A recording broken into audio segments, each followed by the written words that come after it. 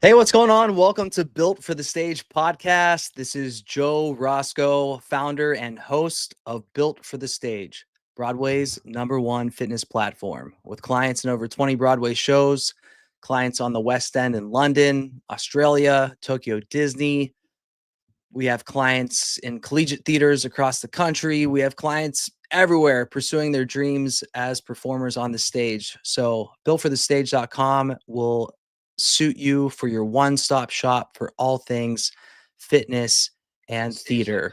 Builtforthestage.com.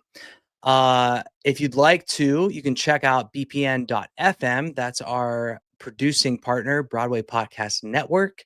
That's bpn.fm. All right, let's jump on to our special guest. Already good vibes. I have my notes out here on my special guest. Actually started playing our YouTube cut of this. Speaking of the YouTube, if you want to check us out on Built for the Stage, you can do so. But our guest has a podcast of their own. That's actually how we got connected. They also are on BPN, and they have a fabulous podcast called The Roundtable, where I was just speaking with our guest. They have the names of Broadway, my friend. Like, if you want to listen to one of your favorite artists speaking in an interview, our guest has them on their show, The Roundtable. You've also seen them on SNL. Can't wait to hear about that. The Real Housewives of New Jersey. Come on. They also are a performer of their own right. They've performed at the Beacon Theater, 54 Below, Fine Signs in LA, Pride events. Yeah, they have a debut album coming out, Unfinished Business, #1 on the Amazon AC. So we're gonna just jump on into this. So please welcome to Built for the Stage podcast, Robert Bannon. Hey, Hello. Hi, Joe, Robert. I'm letting you know that this does not count as my one free personal training session with you. This does not count. All right, this doesn't count. We will definitely we'll arrange it. I would be happy to throw down. That'd be awesome. Oh, good God, because I need it since I moved to Detroit. I moved to Detroit, Michigan, Joe. Oh, you did? I moved to Oh. Detroit, Michigan 8 months ago, and I bounced back and forth to New York. I'm from New Jersey. I was raised in New Jersey, but since I moved to get married, I married my husband at the end of May. And Yeah.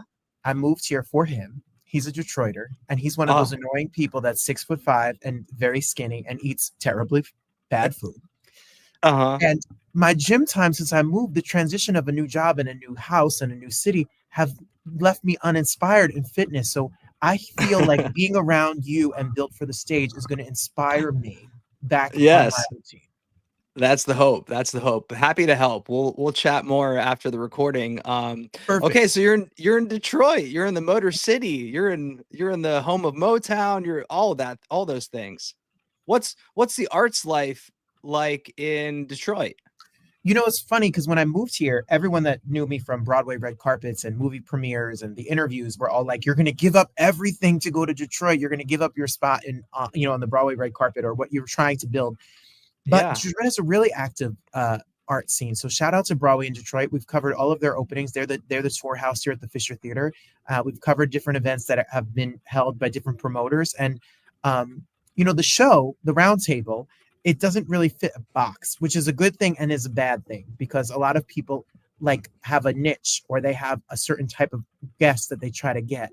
We make no sense. Like we make zero. Like we have Sherry Shepherd on today, and we have on I don't know, a Broadway diva tomorrow, and then a drag queen, and then a gospel singer. Like it makes no sense. So I just keep throwing stuff at the wall. So if it's a Detroit guest, if it's a New York guest, if it's a guest in Europe, I don't care. I just want to talk to artists about art. So it hasn't Yeah. changed much. I go to a lot of concerts out here Okay. because music is thriving through Detroit. It's more than Eminem and Diana Ross. Like there's a lot of music here, Right. and I've actually loved it so far because it's fun to come home to New York and then leave the chaos to come back to Detroit. Right, right. Okay, very cool. So speaking of your title of your podcast being The Mhm. Round Table, and you just listed this a slew of different, very different types of guests. Have you ever had an actual roundtable where you've brought all these people together in one episode to kind of, because I definitely want the drag queen gospel singers sitting next to each other and chatting it up. Okay, so listen, this is how the idea for the roundtable came about. And I did an interview in person in Detroit. There was a show coming through, and it was a bunch of 90s TV stars. It was Carl Payne from Martin, and it was Flex Alexander from One on One, and it was Jill Marie Jones from Girlfriends. And the table they gave us was a round table, and Carl Payne was like, "Are we actually at a round?" See, I'm not that smart, Joe. I didn't think that through. I haven't thought that through. I did a show during the pandemic called Quarantine Cabaret and Cocktails with a guy that was promoting and producing the album that you mentioned before called Unfinished Business. And I was just a singer. I had no desire. I don't listen to podcasts. I did not know I didn't even have Spotify on my phone at this time. I'm old, Joe. I'm an old man. So Yeah. I didn't know, I didn't want to host a podcast. All I knew is that during the pandemic, everyone started to do these virtual projects. So when he asked me to do it, I was in my basement in New Jersey and I said, sure. And we had people on, and he had the connections to have people on the show. He had a little record company that put out albums of cabaret and Broadway singers. And we did it for a year. And he then was done.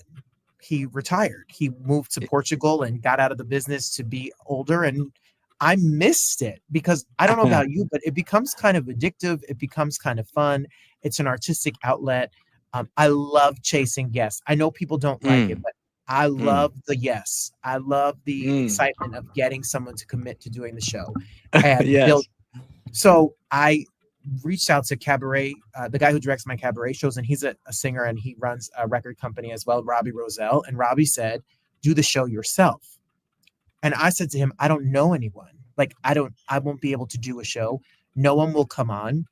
Maybe I can partner with someone, your little record company, or your a person, a co-host. And he said, just do the show yourself. Call it the Roundtable. He gave it the name. And I don't know, 3 years plus later, we're partnered with Broadway Podcast Network. We're partnered with Broadway World every Friday. We have an exclusive chat on Broadway World homepage, and the beat goes on. We just keep on trucking.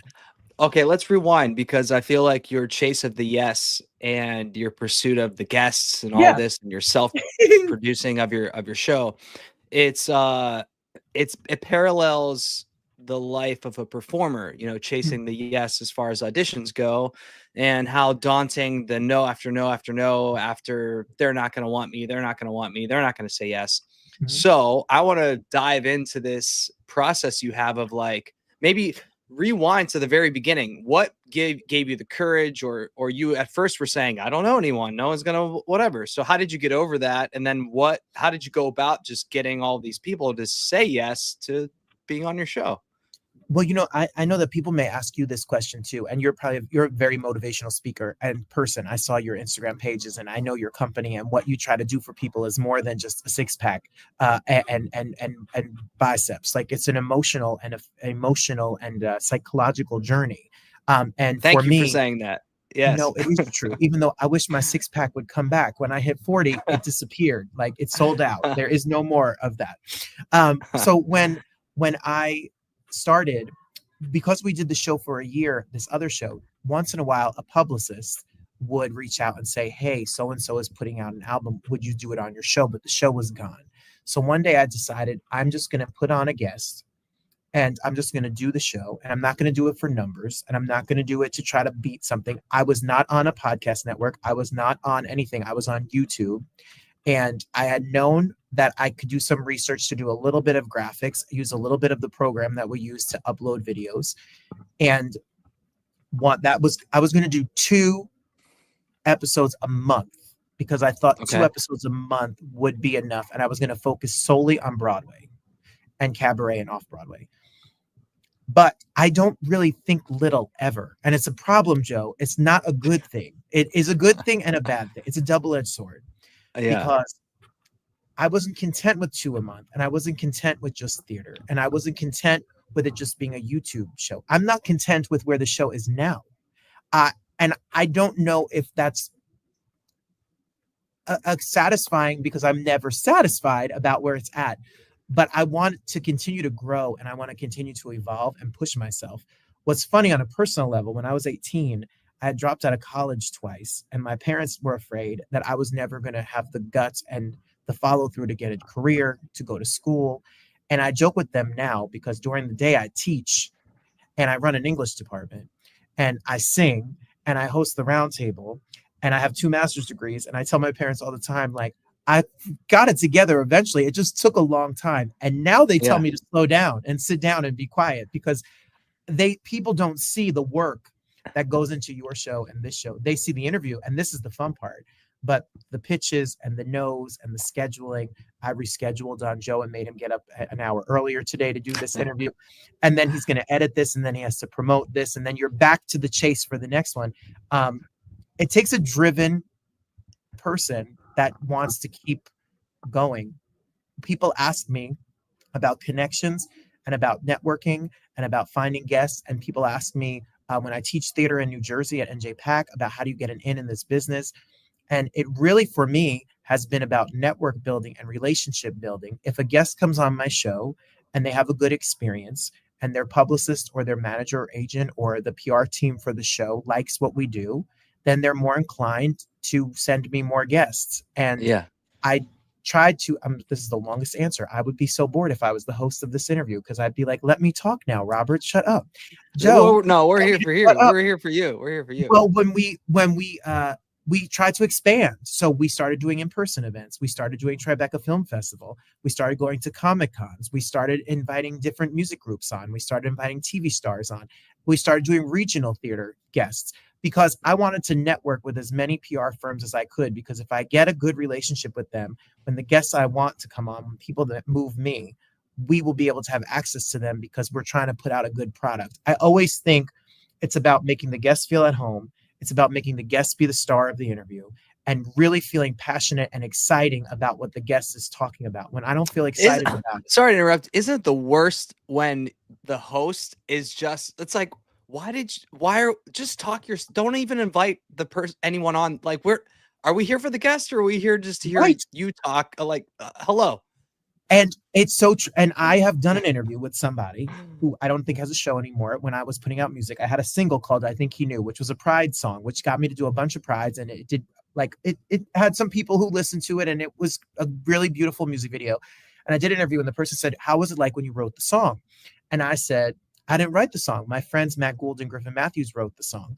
And they said, well, what did your dad say when you told him you wrote the song?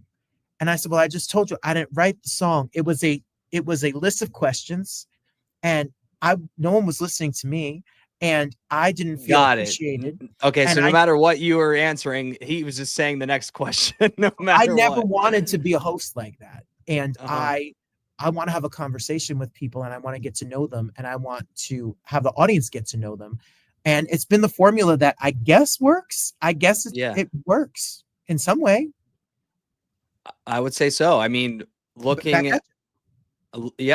down your list of the guests, like, you can't be doing a shitty job and having these people willingly come onto your show. Have you, speaking of your show and these guests, and from the inception to now, is there ever a time, maybe you still do it, because sometimes I do as well, where you're just pinching yourself like, oh, I can't believe I'm about to talk to this person, or I can't believe I'm doing this right now? Absolutely. I had a moment. I had a moment yesterday where this sounds really corny, but I was going to bed and I worked my ass off yesterday. I taught all day. I had meetings till 5:00. I had dinner with my husband. He goes to sleep early, even though he's younger than me. He like watches Bonanza and goes to bed at 8:30. And I then edit my shows. And I've been trying to edit and getting my life together on Saturdays when he goes to work so that I don't want the Roundtable to be my life. And it's very hard because I'm very passionate about it. It's my baby. So I want to work on it all the time. I'm a workaholic. It's not good. And I was editing my cousin, Adrian, who, shout out to her. She's taken over the red carpets for me in New York because I'm not there all the time. And she was doing interviews at the Lortel Awards. And I was just like, I have interviews lined up and I'm booking my Pride shows for June. And it's gotten easier to get guests because we've built relationships. And I'm so grateful. Like, I'm just so grateful for the opportunity. I don't know how. I don't know why. I'm so grateful for where I am and that people watch. I also do a live show on Thursdays on YouTube. Um, Mm. at Thursdays at 7. It's where the show originally started. And there's a community of people that come on, and not a ton, but a group that comes on religiously on Thursday to hear me talk about what's going on, to see the interviews, to hear the little segments I've created. And I wouldn't do this without them, because knowing that there's people out there listening and knowing that there are people out there who watch this nonsense gives me the motivation to keep going. There is no show without the people listening to us right now. And I'm so grateful Yeah. for that. Well, what's your biggest strategy with the next guest and where the show's going? Is it through word of mouth and networking? Are you sliding into people's DMs like I did Yes, to yours? Like what everyone. is everything, right? It's all of I'm it. the pitch queen, Joe. I see people say I'm no fun anymore because if I go to the movies or watch a TV show with you or listen to the radio or I'm a R&B singer is coming into Detroit, I'm like, hold on, I gotta take a picture because I gotta remember to email their manager or publicist. Like I am always looking for the way to get into the next person. I want the next guest, and Yeah. I want to find my way into them. And um, I love discovering new talent, and I love being like obsessed with, like, we had Lettucey on, the R&B singer Lettucey was on 2 weeks Okay. ago, and she has a new album out. I get like obsessed with that person. Like I listen to their music. I did an interview with Jeffrey Seller yesterday, the producer of Hamilton and Rent, and he Yeah. has a new book that's out. My interview comes on Broadway World on Friday. I read the whole book in a day because I want to do such a good interview, Joe, that I want to be prepared. Mm. Scott Hoying from Pentatonics and his mom are on my show, and she wrote a book about raising Scott. I had to read the book. I Yeah. don't I get nerdy about it. I get really nerdy about it when something excites me. So I think I'm forever that 12-year-old kid who wanted to, announce wrestling matches and football games at my high school. I think I'm forever the 12-year-old kid who wanted to sing in my living room. And I think I'm still that 12-year-old kid that gets excited about getting to talk to people about Mm. what they do. I'm so curious. I have 1,000 questions for you. I just love getting to know people. Okay, so the 12-year-old kid, when did the performing come about? You said you dropped out of college twice. Were Mhm. you in the arts at that point? Were you doing a more quote unquote normal educational pursuit? When did yeah, Robert's journey of performing come about? I was 12 years old. My elementary school, my apologies, Richfield Park, New Jersey, did The Wizard of Oz.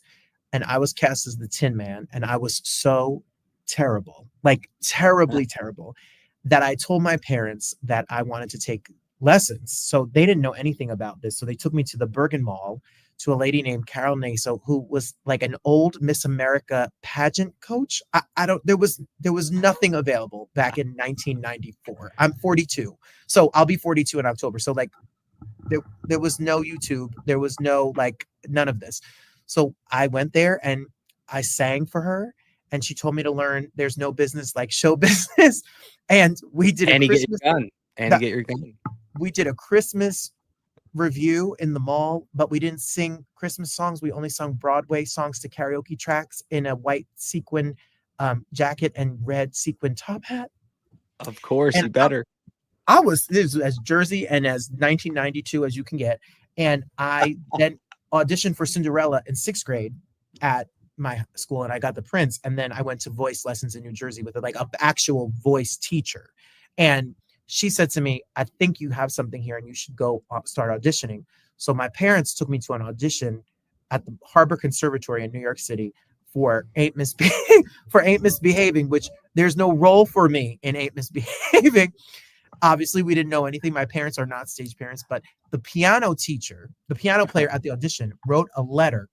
It's real fate. It's weird, Joe. Wrote a letter that said, I was really impressed with your voice. There was no role for you, but I'm the piano accompanist for Juilliard's first high school program for Oh, musical theater at the preparatory school at Lincoln Center. And I want you to come. And I went to Juilliard. I trained with Burton Rouser. I was the first class through high school, and we did gigs. Like we did gigs for at the Beacon Theater with Patti LaBelle. We did gigs with, for all the governors and mayors of New York at that time, and all these different events. And then I was going to go to school for this, and I went in on an audition for Rent. Speaking of Jeffrey Seller, and I got a voicemail, not a voice answering machine message, an Right, answering right, machine right. saying, "Come in tomorrow to audition for Roger on Broadway." I just turned 18. I had these terrible 1999 headshots with like Justin Timberlake dyed tip blonde hair and a Yep, denim jacket. yep, And I had to learn one song, Glory, by tomorrow. yep. And they did not have YouTube. There was no print the lyrics from the computer. And I went in the audition at Telsey Casting and I bombed. Like I Mm. messed up every word. And that was the first strike. And then I met with an agent, and the agent told me, "You don't have the look. You're not skinny enough. You're not unique enough as an artist." And I changed my major. I left Juilliard. I changed my major and I became a school teacher. Huh. So I didn't do anything artistic from 19, other than people would ask me to sing at like a little town event, but no music, no acting, no theater, nothing from 19 to 32 years old. I Wow. did nothing. So the album was called Unfinished Business because I felt like I had to come back to it. And everything that I have done in my career has started at 33. So you don't have to be 18 years old to do something, and you don't have to be in college to be able to do something. And I feel very strongly that if it's to open a business, to go on a date, to lose weight, to travel the world, like you're not too, it's not too late. You can start it right now and take one step and the path will really follow. So kind of become my mission is to just tell people that like you have something you can do. Not don't be afraid to do it. Just let's do it. I love that. I love that. Well, congratulations on having I think what takes even more bravery than starting is maybe restarting, because there's an element of like maybe you've tried it before and it didn't go as planned, or it failed, or you quit, or whatever, or all of that, plus the knowledge of knowing what it takes and knowing what you're getting yourself into. Because when you're first starting, you kind of don't actually know everything you're about to experience.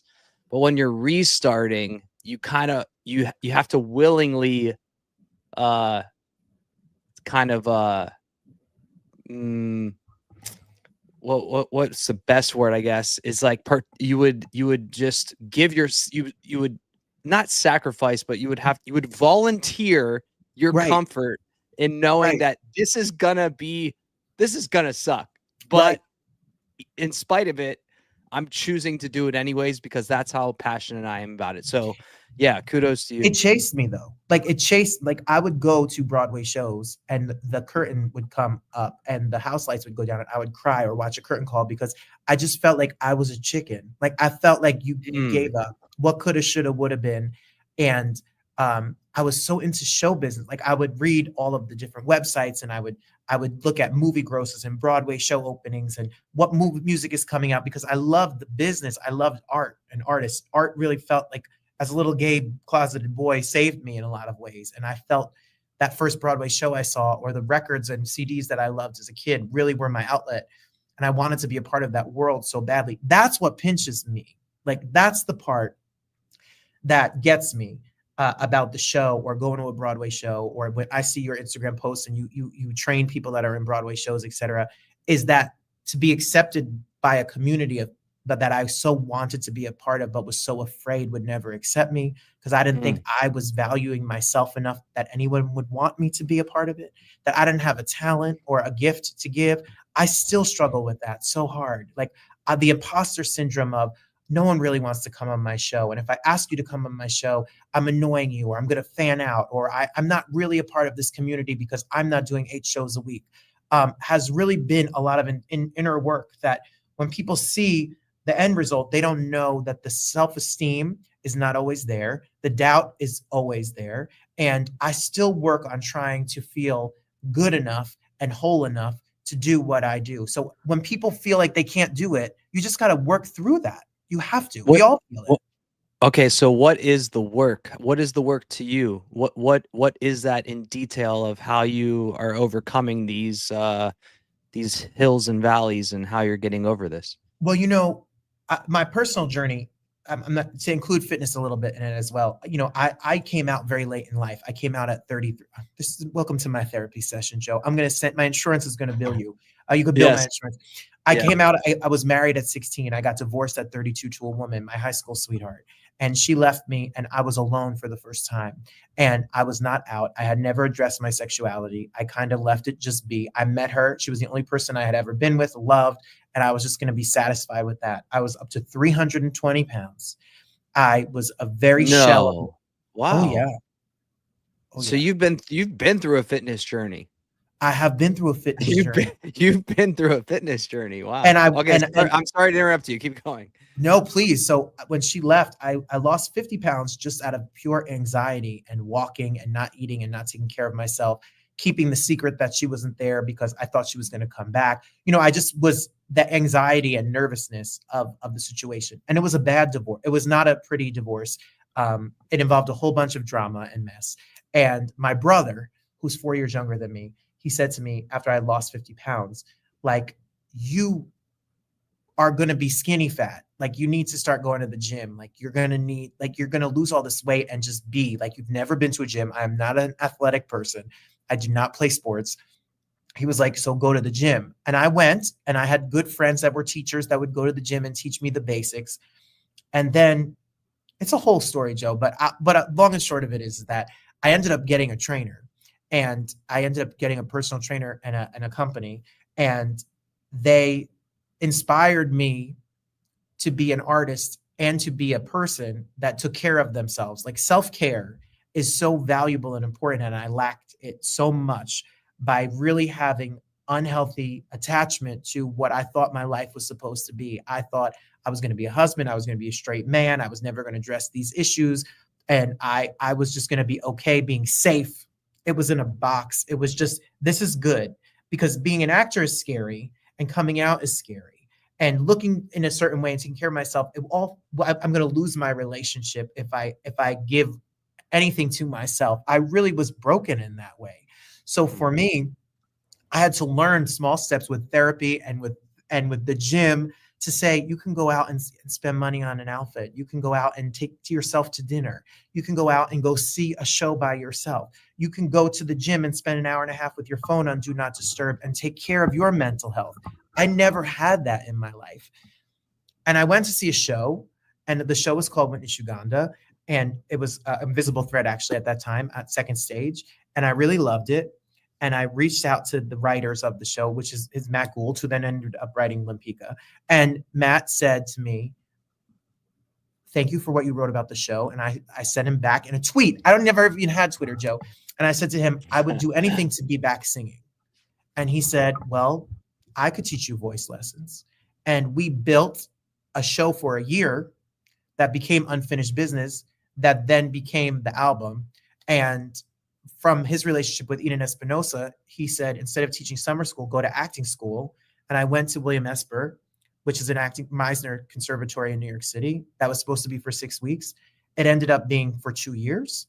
And I completed the program at 33 years old. And I completed it at 35.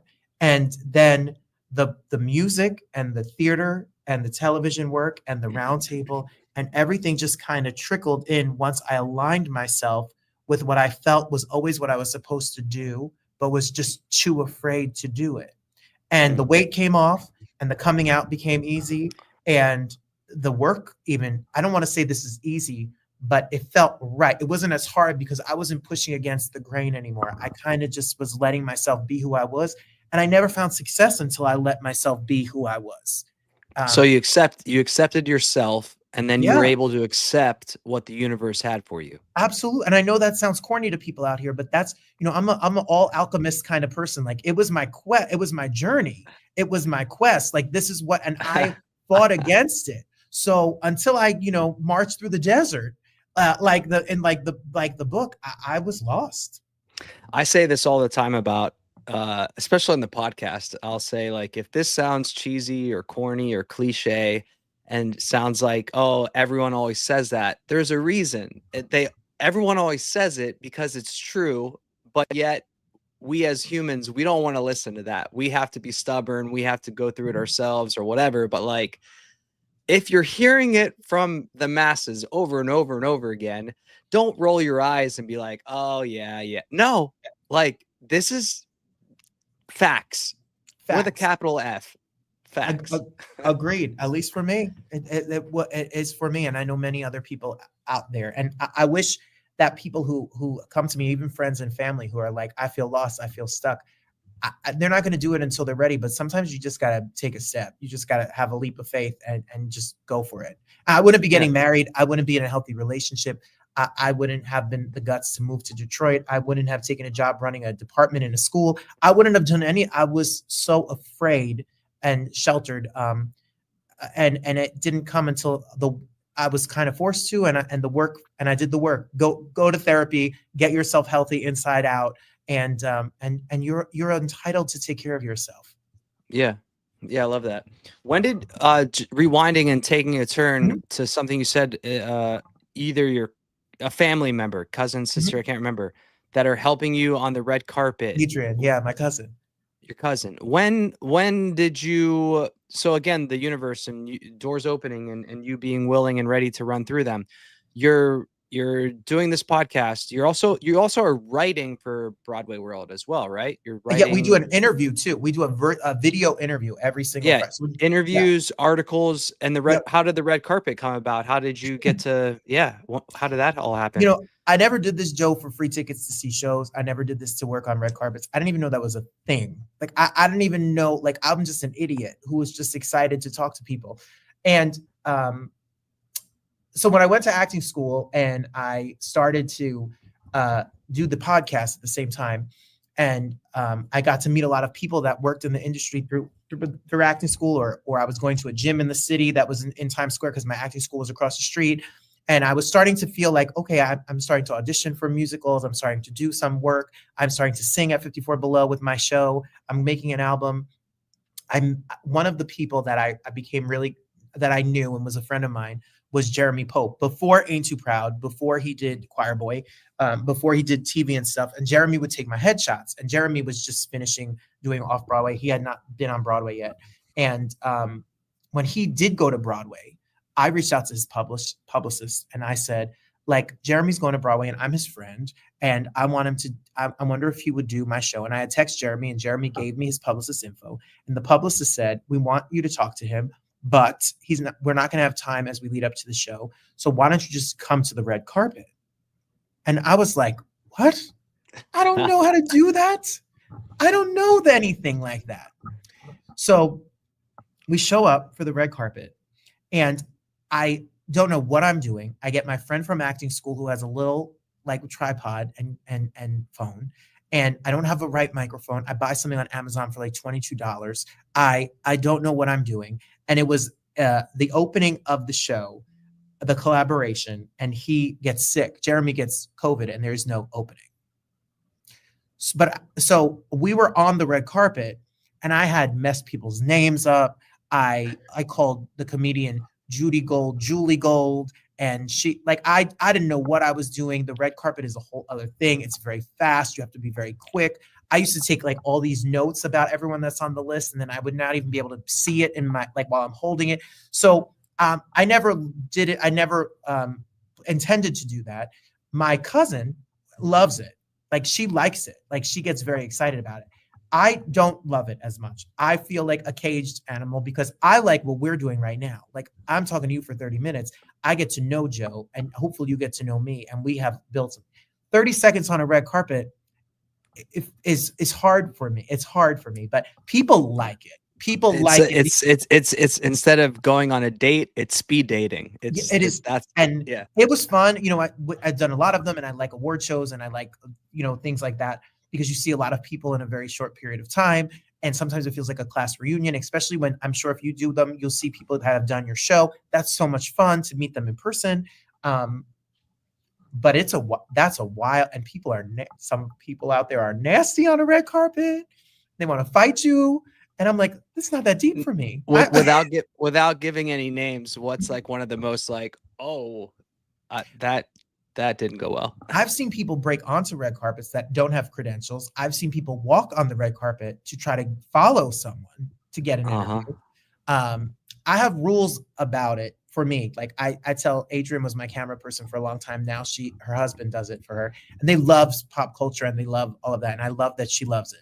And my favorite thing about this, Joe, is to take someone to a Broadway show, or when Broadway in Detroit comes around, to take my cousins that live out here and I do an interview and then they ask us to go backstage and they get excited.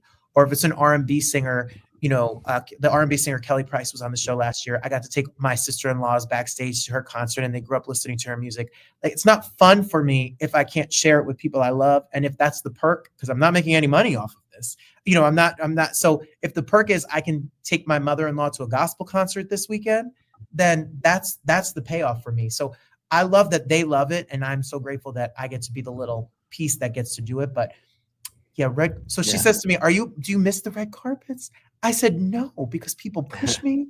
They want to take my space. No, I don't miss them. It's the wild, wild west out there. To wrap this up, Sure. Anyone that's listening that has never listened to the Roundtable or have been familiar with you before this episode, what is to be expected when listening to the Roundtable? What is the Roundtable? Give us your elevator. Let's hear my pitch. I'll give you my pitch. We're a show where artists talk about art. We spend a lot of time with marginalized voices and artist voices. So it's a show. Peppermint the Drag Queen says it's where the queer kids come to play. I like to have people of color. I like to have women creators on. I like to have everybody on. It is for people who love art. So we are not a Broadway show, and we are not a music show, and we are not a TV show, and we're not a drag show. We are an artist show. So it could be a director of a movie today. It could be a singer tomorrow. And it is light and it is fun, and we don't do drama and we don't do controversy. I mean, I had Jussie Smollett on the other day, okay? And people said to me, he was canceled. And what are you going to, I'm not bringing it up. If you want me to bring it up, then you got to watch somebody else's show.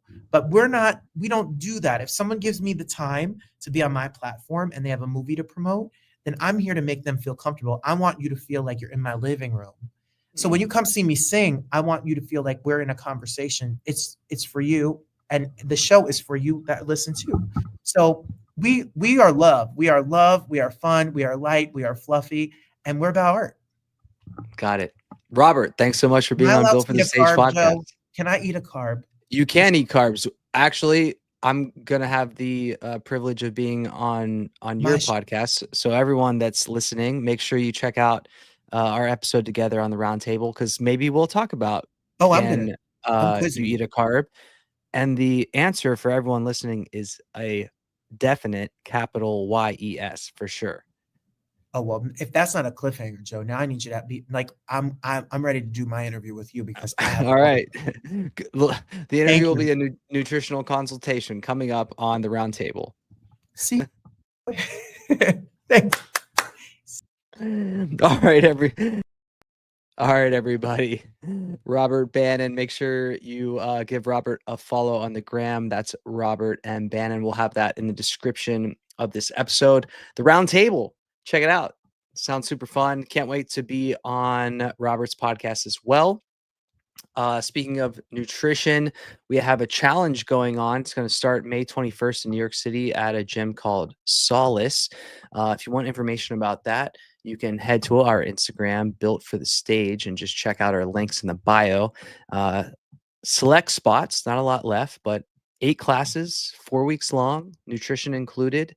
It's going to be a good time. We're calling it a Broadway fitness party. I'm Joe Roscoe with Built for the Stage. Actors or athletes, train like one. Later.